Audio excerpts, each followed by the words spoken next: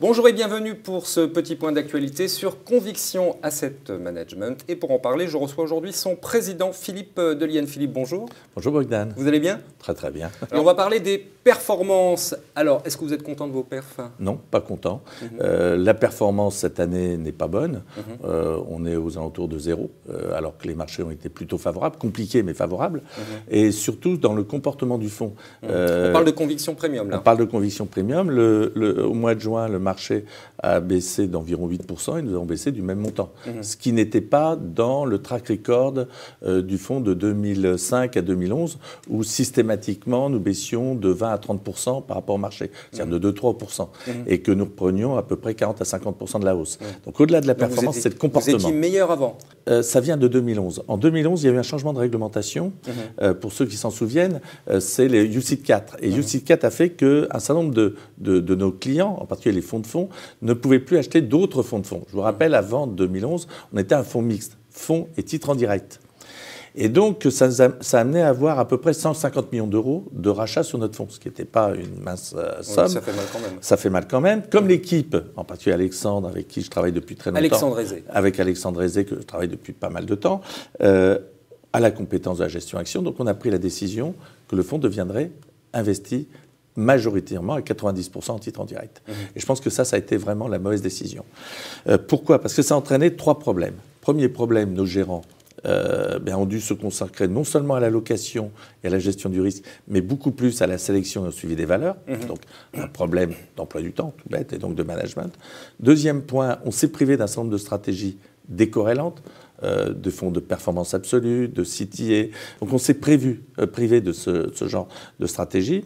Et troisièmement, on s'est privé évidemment de talent, puisque lorsqu'on sélectionne des fonds, tout le monde le sait, il y a des gens qui ont du talent, on n'a pas le monopole du talent. Donc on s'est privé d'un certain nombre de talents. Et ça se voit lorsqu'on compare la performance de nos fonds à la performance de nos mandats, gérés par les mêmes équipes.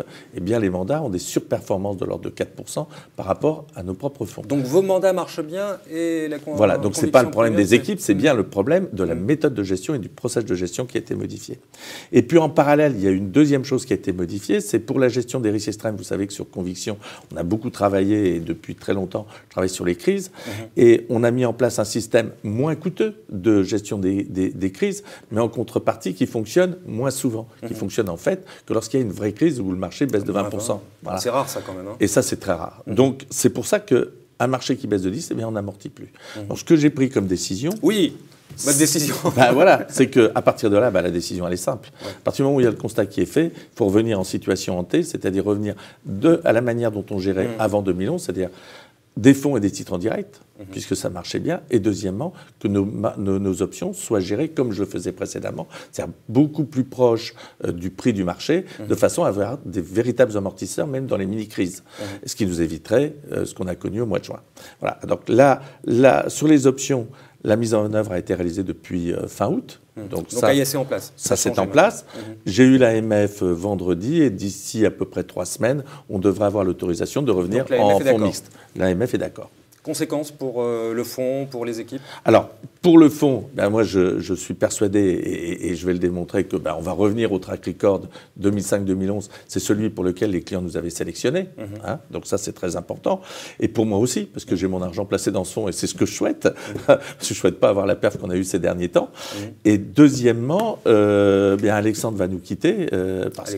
Alexandre Aizé va nous quitter, puisque lui, ce qu'il souhaite, c'est un projet personnel. J'imagine, on en a parlé plus proche des actions en direct comme il le faisait. Et donc, je l'accompagnerai éventuellement dans ses projets. Donc vous restez en bon terme. On est en très très bon terme. Dernière question, c'est valable pour tous les fonds, cette modification? C'est valable pour tous les fonds, absolument. En particulier pour Europe Active, le fonds PEAble, parce que je crois que dans des PEA, c'est bien d'avoir un fonds qui amortit bien les chocs, qui soit un petit peu tout terrain et qui constitue un fonds de portefeuille. Très bien, donc on devrait vous retrouver très rapidement dans le haut des palmarès. Je le souhaite. En tous les cas, au des palmarès, mais en tous les cas, au niveau du comportement, c'est pourquoi on a créé cette société. Philippe, merci beaucoup. Merci Bogdan.